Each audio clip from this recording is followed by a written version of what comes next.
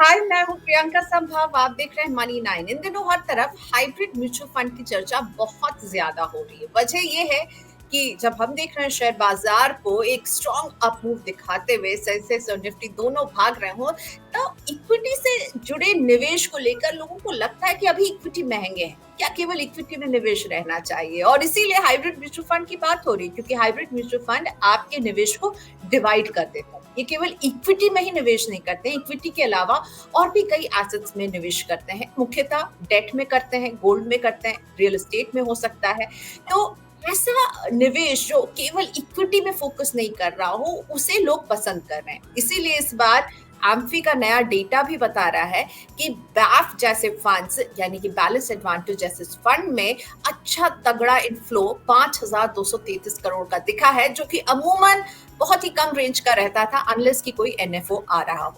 तो आज समझते हैं कि ये जो बैलेंस एडवांटेज फंड है, जिन्हें डायनामिक एसेट एलोकेशन फंड भी कहा जाता है, ये कैसे काम करते हैं, इसका आपको कैसे फायदा मिल सकता है, ये कैसे आपके निवेश में बैलेंस लाते हैं और आपको देते हैं एडवांटेज। इसे समझाने के लिए मेरे साथ है ईडलवाइस म्यूचुअल फंड के हेड प्रोडक्ट और मार्केटिंग निरंजन अवस्थी, जिनसे हम टिप लेने वाले हैं कि अगर आप भी मन बना रहे हैं बैलेंस एडवांटेज फंड में निवेश करने का, तो किन बातों का ख्याल रखें आप।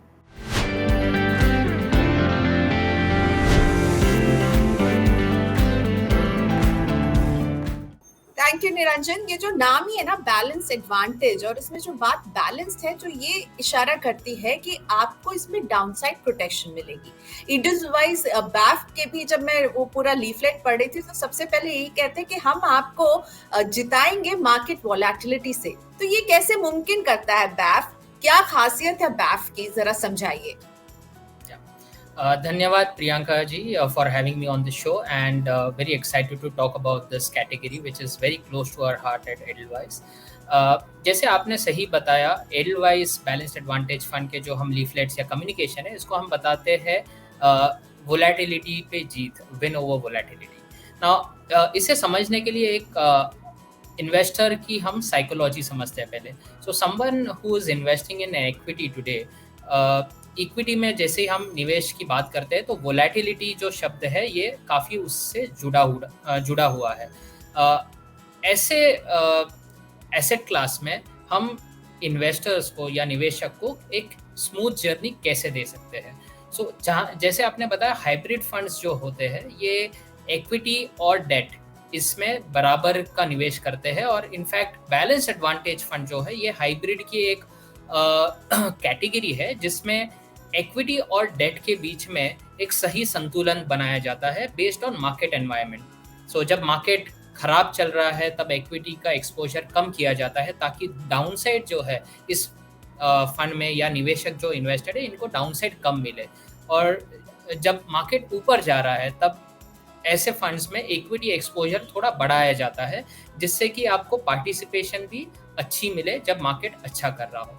ये जो बैलेंस है, ये बैलेंस बनाए रखने के लिए एक मॉडल्स होते हैं, हर फंड्स के एक मॉडल पे चलते हैं, और इसके थ्रू जो निवेशक है इसको एक काफ़ी स्मूथ जर्नी मिलती है, जिससे कि इसकी जो वोलेटिलिटी है, उनकी इन्वेस्टमेंट्स में जो वोलेटिलिटी है वो काफ़ी हद तक कम हो जाती है, और generally over a longer period of time they tend to make good returns with lower volatility, और इसीलिए हम इसको बोलते हैं विन ओवर मार्केट वोलेटिलिटी।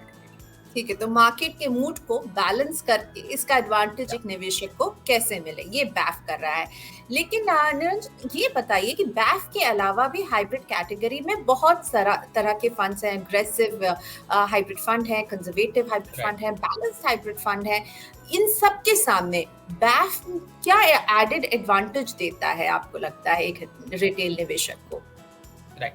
सो अगर आप हाइब्रिड फंड्स में देखते हैं, broadly on the equity side दो मेन कैटेगरी है। एक है hybrid, aggressive hybrid equity funds, जिसमें एक स्टैटिक एलोकेशन मेंटेन किया जाता है, around 75 to 80% in equity and remaining in date.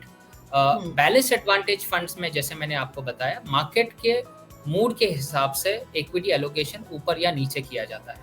तो जब हम टेक्निकल भाषा में वोलेटिलिटी की बात करते हैं, तो इसको हम स्टैंडर्ड डिविएशन भी बोल सकते हैं। सो अगर आप कंपेयर करें इन दोनों फंड को, हाइब्रिड, एग्रेसिव हाइब्रिड फंड्स में जो वोलेटिलिटी है वो निफ्टी या मार्केट से थोड़ी कम हो सकती है। सपोज अगर निफ्टी की वोलेटिलिटी अराउंड 20% है लॉन्गर टर्म में, तो hybrid equity fund, aggressive hybrid funds में volatility would be around 16 to 18%। हालांकि बैलेंस एडवांटेज फंड्स में यही वोलेटिलिटी कम होके 11 से 10% के आसपास होती है। So okay, over a because longer वो पीरियड उसे ऑफ टाइम, डायनामिकली चेंज कर सकते हैं। यस। और वोलेटिलिटी जनरली कब बढ़ती है? जब मार्केट नीचे गिर रहे हो या मार्केट बहुत ही तेजी से ऊपर जा रहे हो, तब वोलेटिलिटी नंबर जो है वो बढ़ जाता है। ऐसे समय में बैलेंस एडवांटेज फंड काफ़ी हद तक अपना इक्विटी लेवल का जो संतुलन है ये संभाले रखता है, जिसकी वजह से वोलेटिलिटी कम होती है। आपको एक एग्जांपल देना चाहता हूँ, जैसे हम सबको पता है मार्च 2020 में क्या हुआ था। During Jan till March 2020 because of pandemic की शुरुआत हुई थी, Nifty was down somewhere around 37-38%। Edelweiss balance advantage fund was down close to 15-16%। Now look at the difference. जो निवेशक एडलवाइज बैलेंस एडवांटेज फंड या कोई भी अलग दूसरे बैलेंस एडवांटेज फंड्स में भी निवेश रहे थे, काफ़ी कम उन्होंने देखा कि उनका डाउनसाइड था। The downside protection was much better compare to aggressive hybrid funds. They were down somewhere around 20-25% और मोर देन दैट। सो यहाँ पर जो वोलेटिलिटी कम हुई है ये आपको रिजल्ट्स में दिखती है। उसके बाद से जब मार्केट ऊपर चढ़े हैं, डेफिनेटली बैलेंस्ड एडवांटेज फंड है वो भी अच्छे तरीके से कैप्चर हुआ है। सो एक तरफ जब मार्केट नीचे जा रहा है तब आपको डाउनसाइड प्रोटेक्शन मिल रहा है, और जब मार्केट ऊपर जा रहा है तो आपको एक अपसाइड पार्टिसिपेशन भी मिल रहा है। यही है मैं कहूँगा बैलेंस्ड एडवांटेज का सीक्रेट, जिसके वजह से वोलेटिलिटी कम होती है और रिटर्न लगभग मार्केट के आसपास आपको मिलते हैं लंबे समय में अगर आप निवेश रहते हैं। तो ये बताइए, क्या सिप किया जाना चाहिए एक बैलेंस एडवांटेज फंड में? किस तरह से इसमें कोई निवेश की शुरुआत कर सकता है? और एक नए इन्वेस्टर के लिए जिसने कभी निवेश नहीं किया पर अभी इक्विटी बाजार उसको भी लग रहा है कि यहाँ तो मुझे अच्छा रिटर्न मिल सकता है, क्या उसके लिए भी एक बैफ जैसी कैटेगरी अच्छी होगी? डेफिनेटली दो तीन चीज़ें हैं यहाँ पे। अगर कोई नया इन्वेस्टर, नए निवेशक आज बाजार में आना चाहते हैं, डेफिनेटली एक डाउट उनके मन में है कि मार्केट इतना ऊपर चला गया है। काफ़ी लोग वैल्यूएशंस के बारे में चर्चा करते हैं कि वैल्यूएशंस बहुत ऊपर है।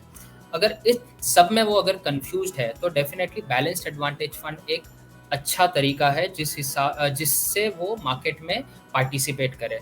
अगर मार्केट यहाँ से गिरता है तो डाउनसाइड प्रोटेक्शन भी हो सकती है, और अगर मार्केट ऊपर चलता रहे तो पार्टिसिपेशन भी होगा। इस तरीके से ही will be able to participate in market with much lower risk. दूसरा आपने पूछा एसआईपीज के लिए ना, SIP is more about monthly आप निवेश करते रहो, कोई एक फंड चूज करो और लंबे समय तक उसमें आप एसआईपी करते रहे, आपके गोल जब तक आप अचीव ना करें। बैलेंस एडवांटेज फंड एक बहुत ही अच्छा तरीका है जिसमें अगर आपको प्योर इक्विटी का रिस्क नहीं लेना हो तो एक बैलेंस एडवांटेज फंड में एसआईपी करने से जो आपकी 5 या 10 साल की एसआईपी की जर्नी है ये काफ़ी स्मूथ हो सकती है। बिकॉज एसआईपी में भी अगर आप आज 10,000 की एसआईपी करते हैं तो 4-5 साल में जो कॉर्पस जमा होता है और मार्केट 10 या 20% नीचे गिरता है तो डेफिनेटली वो कॉर्पस भी नीचे जाने की संभावना उतनी ही होती है। बैलेंस एडवांटेज फंड ऐसे वोलेटाइल टाइम्स में आपका जो ओवरऑल एक्सपीरियंस है वो काफ़ी स्मूथ कर लेता है, और जिससे इमोशनल बैलेंस भी इन्वेस्टर्स को मेंटेन करने के लिए ईजी होता है। Lot of investors we have seen, जब एसआईपी 2-3 साल में रिटर्न्स नहीं देती है बिकॉज मार्केट्स आर डाउन या नेगेटिव रिटर्न्स है, ये एसआईपी बंद कर देते हैं।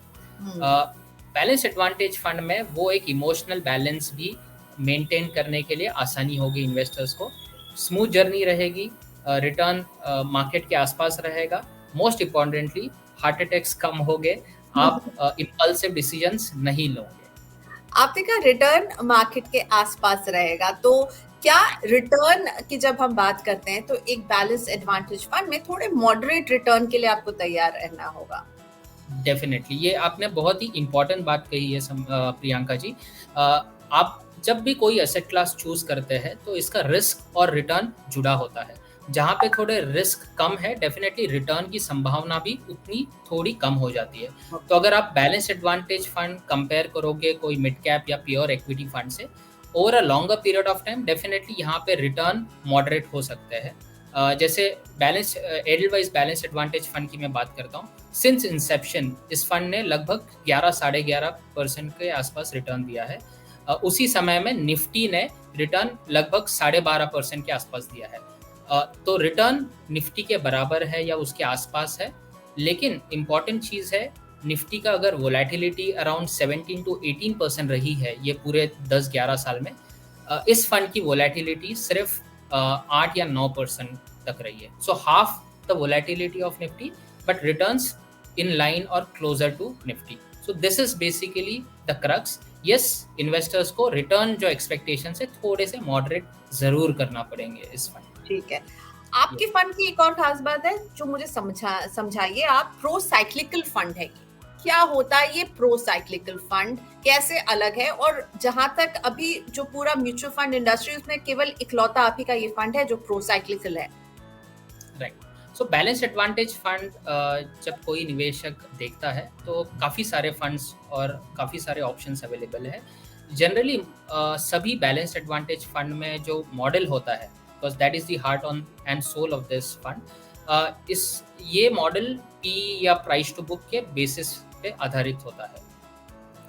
जब मार्केट ऊपर जा रहा है तो जनरली ऐसे फंडामेंटल मॉडल आपका इक्विटी का निवेश कम करते हैं, क्योंकि अगर मार्केट महंगा हो रहा है इसका मतलब है कभी ना कभी मार्केट नीचे आ सकता है, देयर इज मोर रिस्क, और इसलिए इक्विटी का जो लेवल है वो कम किया जाता है। जैसे ही मार्केट गिरता है इक्विटी का लेवल बढ़ाया जाता है। ये जनरली बाकी सभी फंड में होता है। एडलवाइज बैलेंस एडवांटेज फंड यहाँ पर थोड़ा अलग है। हमारा जो मॉडल है वो एक सेंटिमेंट्स के बेस पे आधारित मॉडल है। इसको हम टेक्निकल टर्म्स में ट्रेंड बेस्ड मॉडल बोलते हैं। इसमें क्या होता है, जब मार्केट अच्छा कर रहा है, मार्केट ऊपर जा रहा है, तो definitely sentiments, technical indicators, trend indicators are very healthy. तो ऐसे समय में इक्विटी का जो लेवल है वो ज़्यादा लेवल पे बनाए रखते हैं फंड मैनेजर्स। और जब मार्केट ख़राब चल रहा है और मार्केट गिरना स्टार्ट होता है और मार्केट गिर रहा है, तब इक्विटी लेवल्स कम होते हैं। इससे क्या होगा, जैसे मैंने आपको पहले ही बताया, मार्च महीना 2020 when markets were down during Jan to March period, they were down almost 38%। इस पीरियड में एडलवाइज बैलेंस एडवांटेज फंड का जो नेट इक्विटी लेवल्स है वो लगभग 40% के आसपास था, जिसके वजह से डाउन साइड प्रोटेक्शन काफ़ी अच्छे से हुआ। उसके बाद से हमने देखा market has gone up by almost 100% from the bottom of March. During this period, the equity levels have been around 65 to 70% in this range, जिसके वजह से अपसाइड पार्टिसिपेशन अच्छा रहा है। इसको हम प्रो साइक्लिकल बोलते हैं। इसको हम बोलते हैं गो विद द ट्रेंड। जिस हिसाब से मार्केट चल रहा है उस हिसाब से आप आपका इक्विटी लेवल बनाए रखिए, जिससे आपको बोथ साइड में बेनिफिट मिले। जब मार्केट खराब है तब डाउन साइड प्रोटेक्शन अच्छी मिले, जब मार्केट अच्छा कर रहा है अपसाइड पार्टिसिपेशन भी अच्छे तरीके से आपके पोर्टफोलियो में। आप निरंजन ये बताइए कि सारी अच्छी बातें हो गई, रिस्क क्या है इसमें, किस बात का ख्याल रखना है एक इन्वेस्टर को? कुछ तो ऐसी बातें होंगी जो कि इन्वेस्टर को जाननी चाहिए, जो उनके लिए ये आगे जा करके उनके रिटर्न पर असर डाल सकती हैं। उनको किसके लिए तैयार रहना होगा? Definitely a very important question Priyanka ji. कोई भी निवेशक जब इस फंड में इन्वेस्ट करता है तो 2-3 चीज़ों का ध्यान रखना ज़रूरी है जहाँ पे रिस्क की बात आती है। सबसे पहला रिस्क, आपकी जो रिटर्न एक्सपेक्टेशन है इसको हम मॉडरेट रखें। इस फंड में जहाँ पे रिस्क थोड़ा सा कम है प्योर इक्विटी फंड से, रिटर्न एक्सपेक्टेशंस भी आपको मॉडरेट रखना चाहिए। पिछले 1 साल में हमने देखा इस फंड का कैटेगरी का रिटर्न लगभग 30% के आसपास है।